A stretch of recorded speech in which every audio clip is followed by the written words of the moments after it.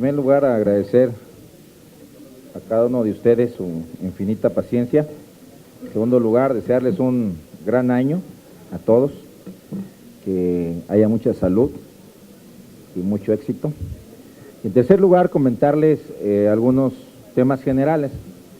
El próximo 28 de enero, el grupo parlamentario del PAN en el Senado de la República va a celebrar su reunión plenaria en Baja California Sur. La intención de ir al Estado obedece a dos cosas. La primera es un Estado que gobernamos y aceptamos la invitación del gobernador Marcos Covarrubias de estar por allá. Y la segunda es uno de nuestros senadores de la República, el senador Carlos Mendoza Davis, va a ser nuestro candidato a la gobernatura del Estado, y bueno, el grupo parlamentario en solidaridad quiere ir a mostrarle su respaldo y su apoyo. Entonces vamos a estar elaborando nuestra agenda legislativa el próximo 28, 29 y 30 de enero allá en Baja California Sur. En segundo lugar, los temas que hemos invitado a algunas personas que nos acompañen a esta plenaria y están por confirmarnos, pero invitamos al gobernador del Banco de México, Carstens, con la intención de revisar hay dos grandes temas que el grupo parlamentario tiene que abordar en este siguiente periodo. El primero es el tema económico. Ustedes saben que estamos en una situación muy compleja. La caída del petróleo a índices absolutamente históricos es sumamente grave. Necesitamos ver cómo se va a comportar la economía y creemos que el Banco de México juega un papel muy importante. Por lo tanto, hemos invitado al doctor Carstens. También invitamos en esta misma línea y abarcando distintos temas al director del INEGI, Eduardo Sojo, y por supuesto en el tema internacional, que es uno de los temas que necesitamos abordar en virtud de la acción ejecutiva que emitió el presidente Obama a favor de las personas inmigrantes en Estados Unidos, y por supuesto el nuevo papel que va a jugar Cuba en el entorno internacional, con esta primera reunión de alto nivel que van a sostener en La Habana, y obviamente qué impactos podría tener sobre nuestro país en el tema de turismo y por supuesto en el tema del petróleo, porque obviamente las negociaciones sobre el Golfo de México solo se llevaban a cabo entre Estados Unidos y nuestro país. Entra Cuba y por supuesto va a haber ahí todo un tema que hay que discutir, hasta dónde Cuba puede participar dentro de estas discusiones en materia petrolera, y por supuesto invitamos al doctor Meade para que nos hable de todos estos temas el próximo 29 de enero. Entonces es una agenda cargada en temas de materia de economía, por supuesto en materia en el entorno internacional, y por supuesto el tema que no puede faltar es el tema de la seguridad. Hemos visto con preocupación que en los últimos meses se ha descompuesto de manera muy grave en nuestro país. Ayer, en la lamentable comparecencia del comisionado Castillo, en la que 25 meses después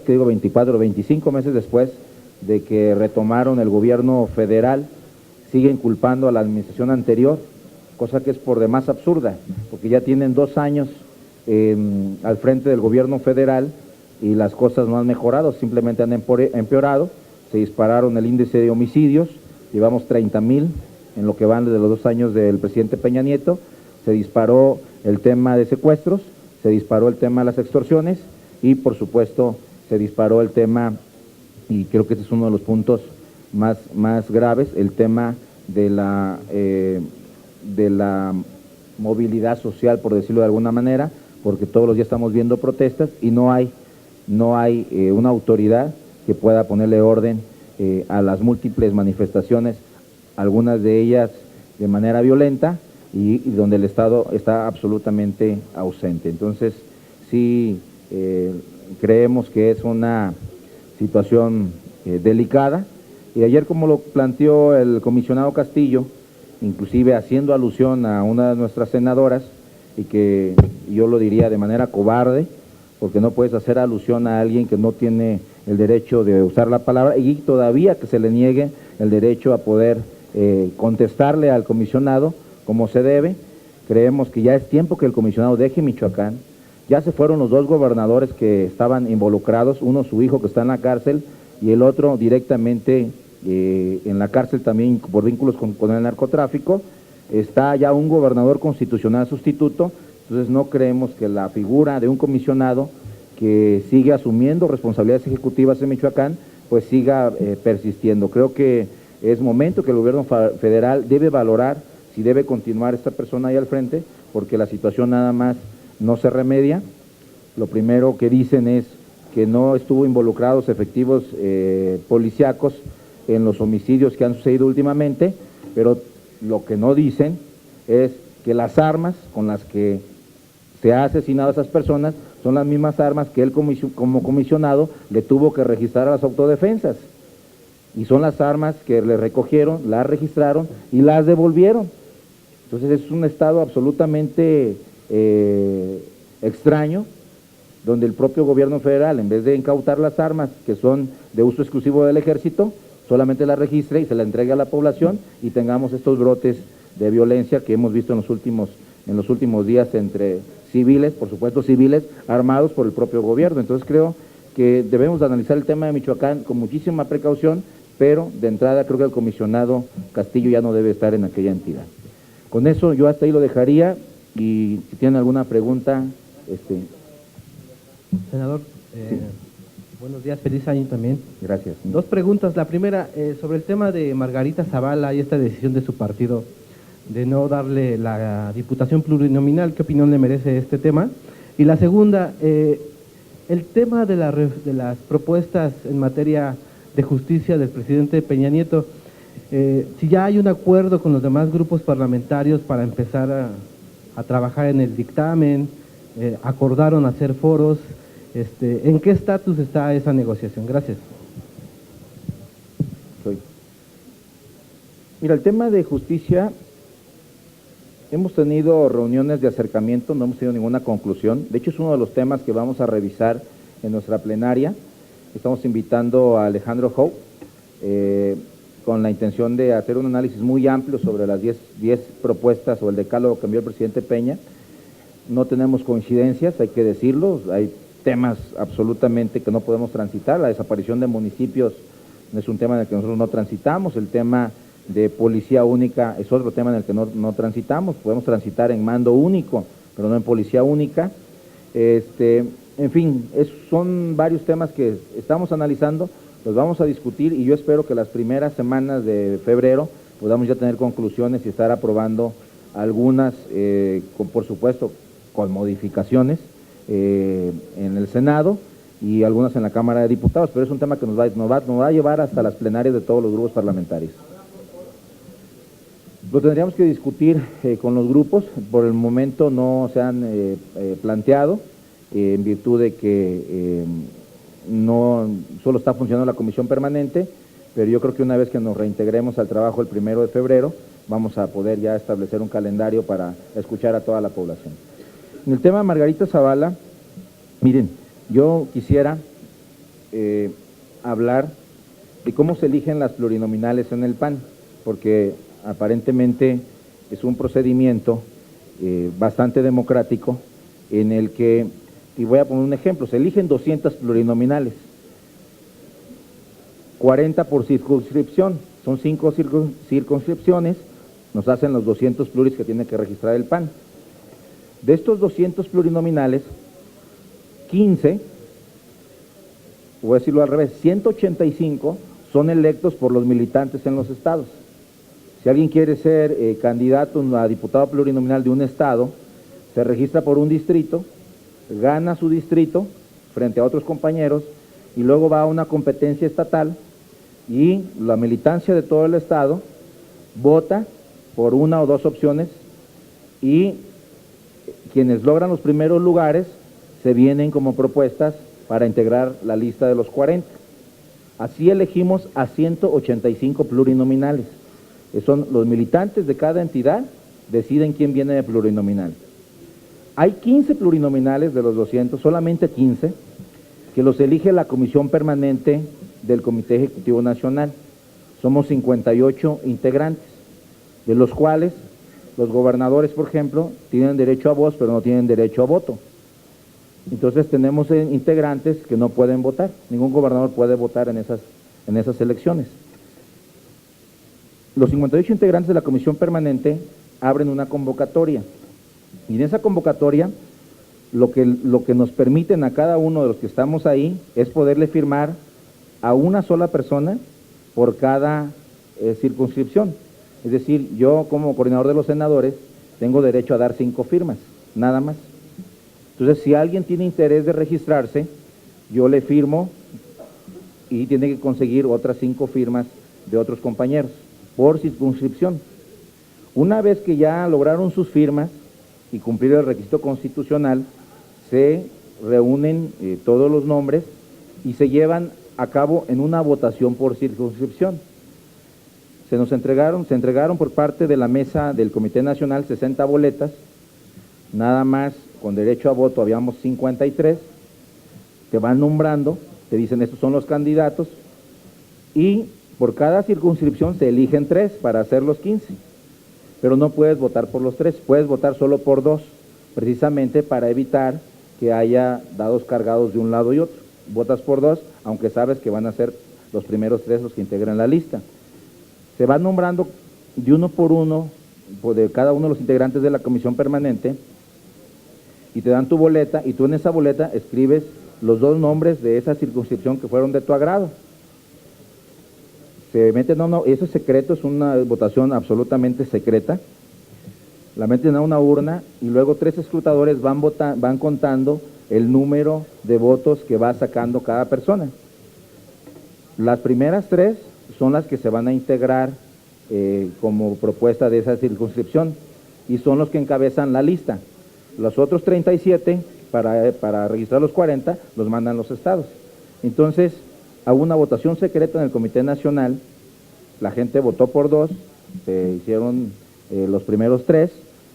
Si los primeros 2 son del mismo género, pues se pasa al tercer lugar y se recorre a la persona que es de distinto género para que vayan en la posición segunda, y así es como elegimos, así es nuestro proceso. Es un proceso democrático, es transparente, es secreto, y bueno, al final del día, quienes obtienen más votos pues son los que van a encabezar la lista. No hay forma en que se pongan de acuerdo para decir, se va a votar de tal forma, ¿no? Te dan tu boleta y tú votas de manera secreta por quien tú quieres, y se hacen 5 votaciones distintas en tiempos distintos, cada una en cada circunscripción. Entonces, realmente eso fue lo que sucedió ahí, es un procedimiento que conocemos todos los militantes del PAN, y por supuesto, así fue como se llevó a cabo este proceso. Entonces, el resultado ahí está, pero pues lamentablemente yo debo reconocer que Margarita es una extraordinaria compañera, fue mi compañera en la Cámara de Diputados, le tengo un gran aprecio.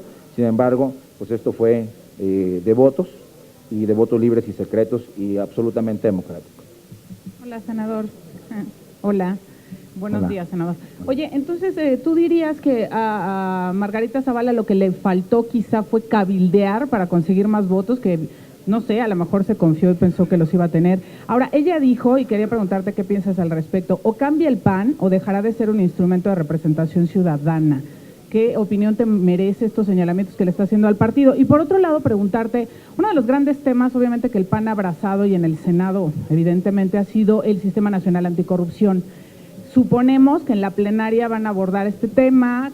¿Qué viene? ¿En qué estatus se quedó? ¿Por dónde sí transitaron? ¿Por dónde no? Si nos puedes actualizar el tema, gracias. Mire, yo en primer lugar quiero decirles que yo no voy a polemizar con ningún integrante del PAN, o sea, no creo que sea lo adecuado y no creo que le abone a la vida institucional el que yo me ponga a contradecir o a tratar de generar una polémica al interior del partido. Yo no lo haría ni con mi compañera ni con nadie. Lo que sí puedo decir es lo que ha hecho el PAN en estos últimos 2 años desde que nosotros llegamos al Senado. Y lo que yo le puedo decir es que en estos 2 años nosotros hicimos 3 cosas en el partido. La primera, sacamos un acuerdo que fue el Pacto por México, donde aprobamos 12 de las reformas estructurales que no se habían aprobado en los últimos 80 años. Y tan solo en 24 meses aprobamos todas las reformas secundarias que plantearon estas 12 reformas constitucionales y estructurales. Para que se dé una idea del esfuerzo de las dos cámaras y del partido, después de la Constitución de 1917, las leyes secundarias se hicieron en los 20, obviamente estaba todo el movimiento complejo, ¿no?, del asesinato de Obregón, la guerra cristera, etcétera. Se hicieron en los 30, la expulsión de Calles, la llegada de Cárdenas, el cambio del sistema educativo, etcétera, y se hicieron en los 40. Es decir, tardaron 30 años en hacer las leyes secundarias que se modificaron en el 17. Nosotros todas esas leyes secundarias las hicimos en 24 meses. Entonces creo que el PAN, como partido en el Senado y en la Cámara de Diputados, hemos entregado buenas cuentas a los ciudadanos. Eso es hacia afuera. Hacia adentro, ¿qué hicimos? El partido ocupaba una reingeniería completa. Cambiamos, y uno de los cambios fundamentales fue el cambio del sistema para elegir al dirigente nacional. Antes eran 350 consejeros nacionales, y entre los 350 se ponían de acuerdo y votaban a ver quién iba a ser el nuevo dirigente nacional. Hoy lo que hemos logrado es que sea todo el militante del PAN, todos los militantes del PAN puedan elegir a su dirigente nacional. Es decir, hicimos un partido, lo abrimos a los militantes y lo hicimos absolutamente democrático. Y fue la militancia la que finalmente determinó quién presidía el partido, y bueno, en este caso decidieron en la persona de Gustavo Madero Muñoz. Pero no solamente eso, hicimos nuevos estatutos en el PAN y hicimos nuevos reglamentos que modifican la forma en que se eligen a los candidatos y le da prioridad para que todos los candidatos en el país sean electos de manera democrática por su militancia. Entonces, creo que en esa parte también como partido hemos dado resultados estos 2 años. Y la tercera es en el resultado electoral. Las elecciones que tuvimos el pasado 7 de julio del 2013 se veían muy complicadas para el PAN porque veníamos de estar en el tercer lugar en la elección presidencial. Sin embargo, remontamos 19 puntos para retener la gobernatura de Baja California y logramos ganar las principales capitales del país, entre ellas Saltillo, Mexicali, por mencionar solo algunas, y incrementamos el número de diputados locales y el número de alcaldes. Pasamos de población gobernada de 9 millones a 12 millones y medio, es decir, 3 millones y medio más. En tan solo 2 años el PAN empezó a gobernar. Es el partido que yo estoy viendo, el que dio resultados en las cámaras, el que dio resultados electorales y el que transformó al partido. Inclusive desaparecimos el padrón anterior que decían que tenía muchos vicios y creamos una reafiliación.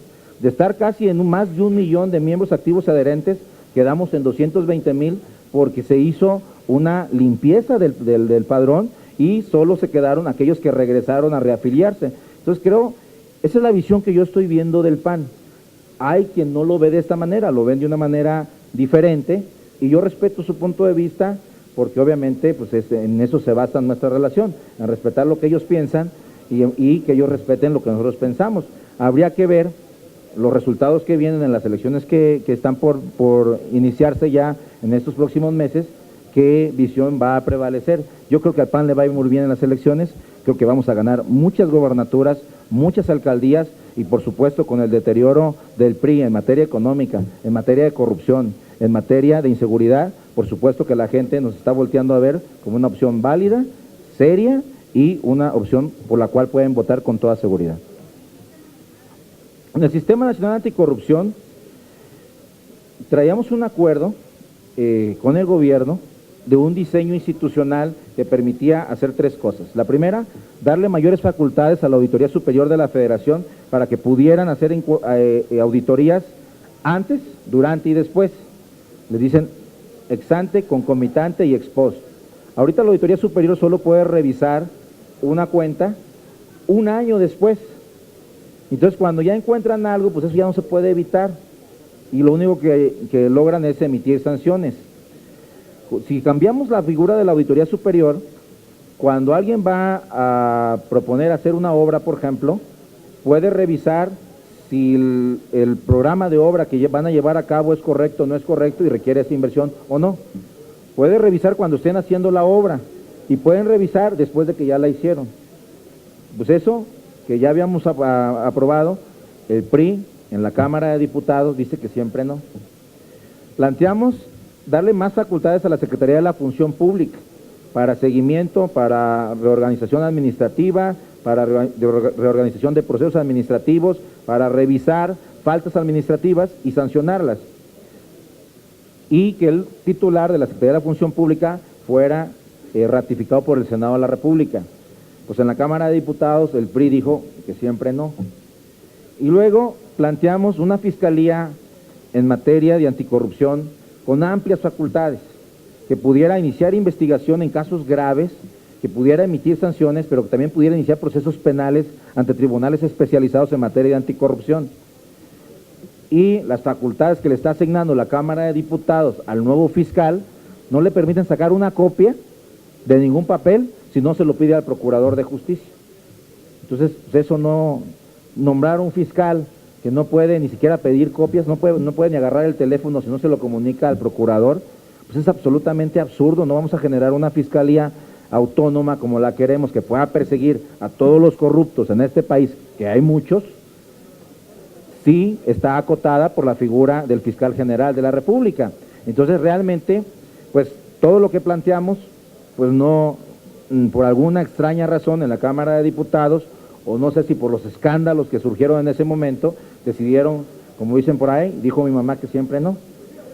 Porque además hay un punto sumamente delicado, que era el tema de que nosotros dentro de ese sistema pusimos un Consejo Ciudadano, donde se iban a integrar las organizaciones civiles y que de alguna manera ellas vieran qué es lo que estaba haciendo la Secretaría de la Función Pública, la Fiscalía y la Auditoría Superior. Y ahora resulta que lo que propone el PRI en la Cámara es que ese Consejo Ciudadano lo presida el Presidente de la República, una.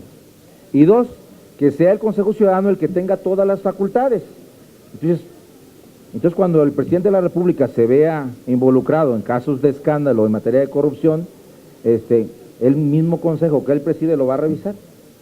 Entonces es obvio que hubo una contrapropuesta por parte de la Cámara de Diputados que no quieren el Sistema Nacional Anticorrupción, que tienen temor que llegue a funcionar como tal. La verdad, nosotros vamos a seguir insistiendo en el modelo que planteamos, porque creemos que es el modelo que más le sirve al país.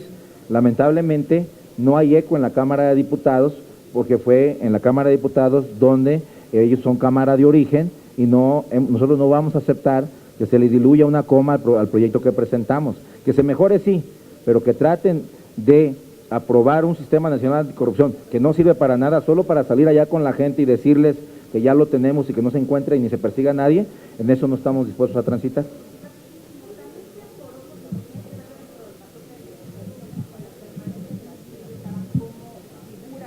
Dentro de esta nueva Fiscalía Anticorrupción, o sea, ¿pasaba también por ahí esta negociación, la permanencia de él en el cargo ya como Fiscalía?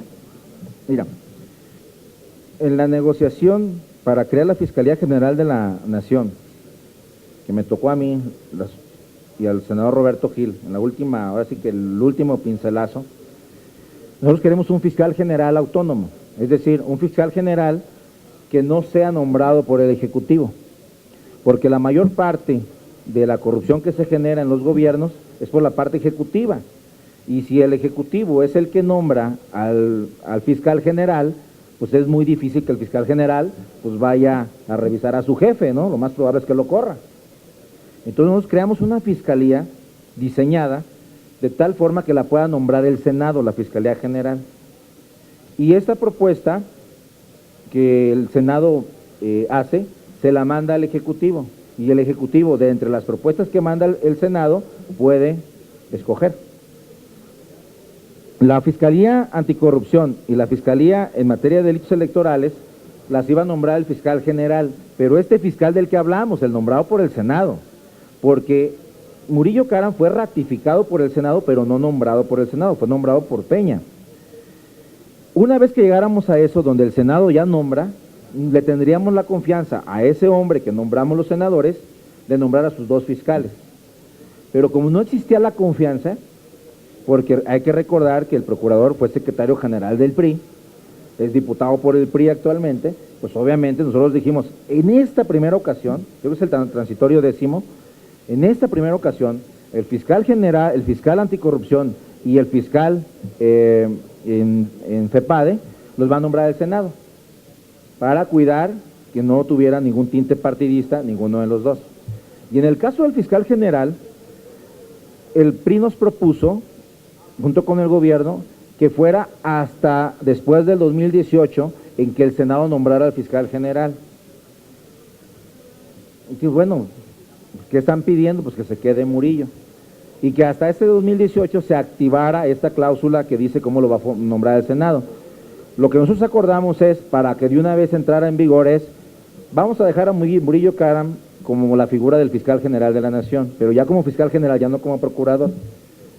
Si el presidente Peña, de aquí al 18, decide cambiar de procurador, entonces ese nuevo nombramiento ya lo va a hacer el Senado y se activa la cláusula.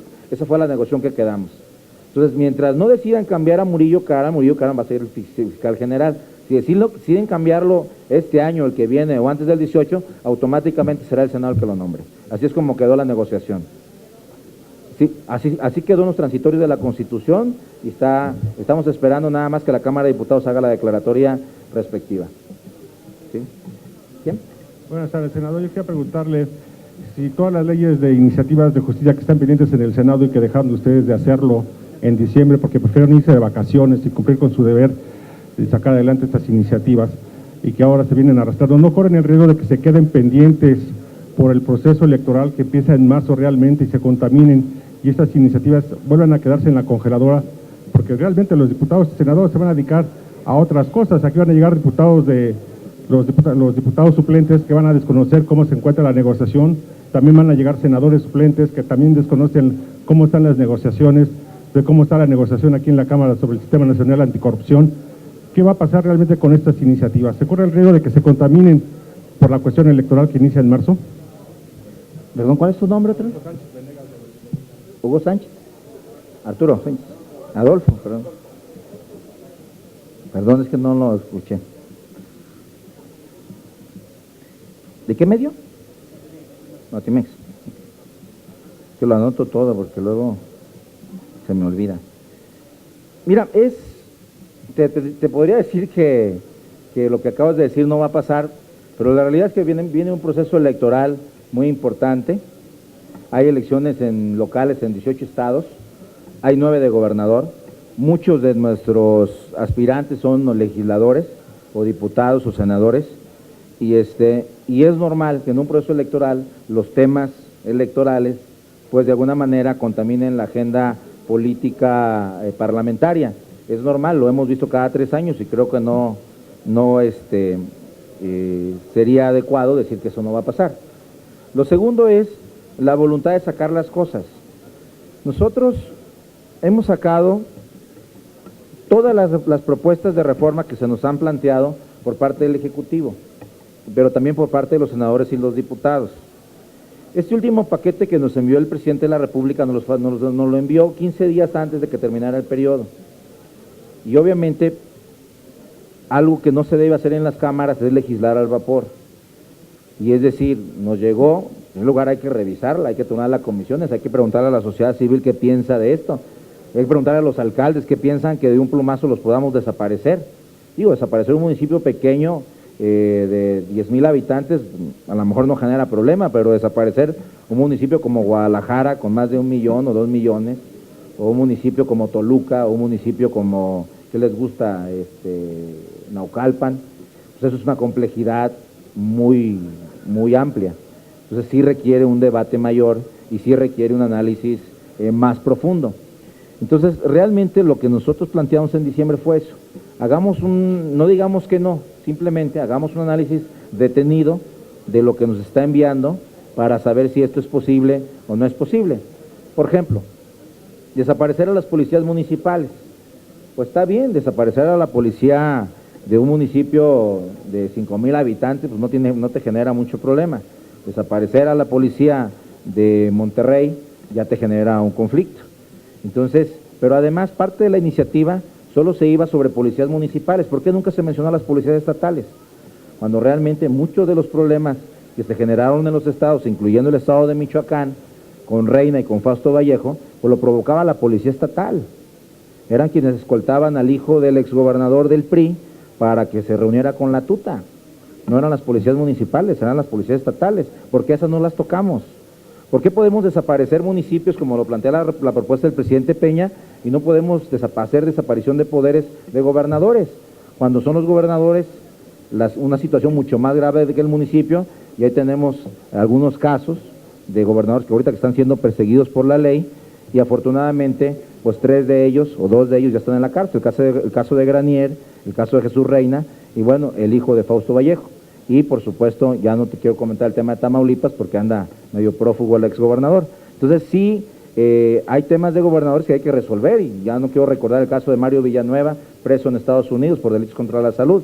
Entonces, realmente los gobernadores sí tienen mucho que ver en este tema, y la iniciativa no contempla en lo absoluto el revisar el procedimiento para desaparición de poderes de los gobiernos estatales. Creo que sí es necesario hacer un análisis más profundo, y es eso lo que nos llevó a tomar el tiempo suficiente para que así sea. Lo estamos haciendo, yo espero que lo resolvamos, hay muchísimo interés de nuestra parte de que así salga, y la gente también lo está esperando.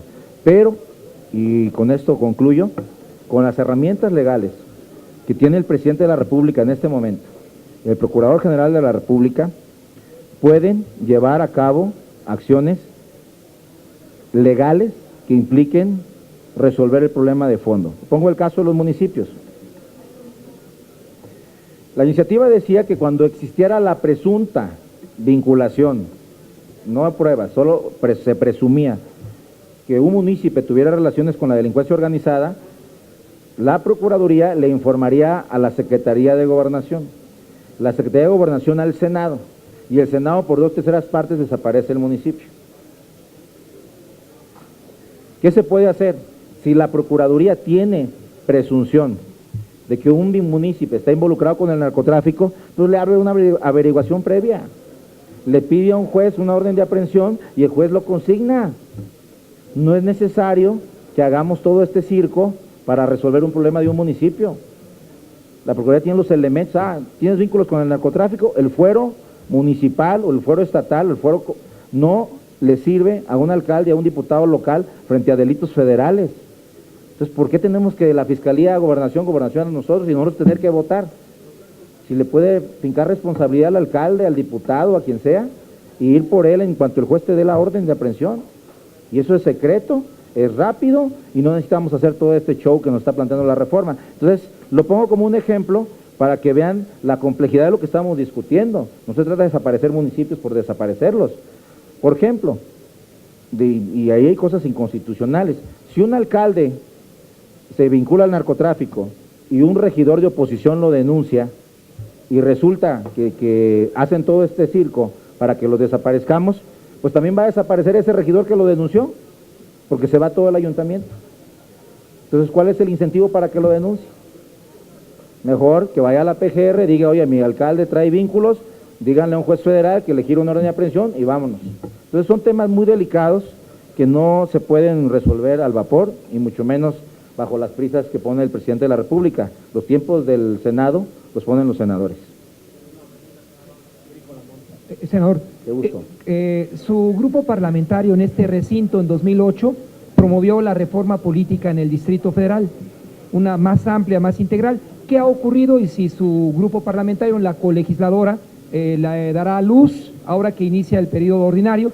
Y un tema adicional, ¿será usted el candidato a gobernador de Colima o el presidente municipal de Manzanillo por el PAN? Esa última me gustó.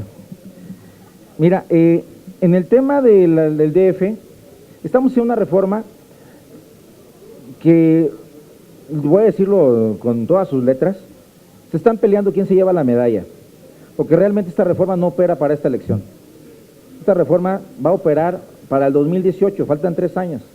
Sin embargo, quienes la están impulsando, lo que están buscando es colgarse la medallita y decir, hice la reforma, pero realmente ya no nos sirve para esta elección. Esa es una. Pero también traemos diferencias. Por ejemplo, en el DF se tiene que hacer una nueva constitución o no. Esa es la primera pregunta.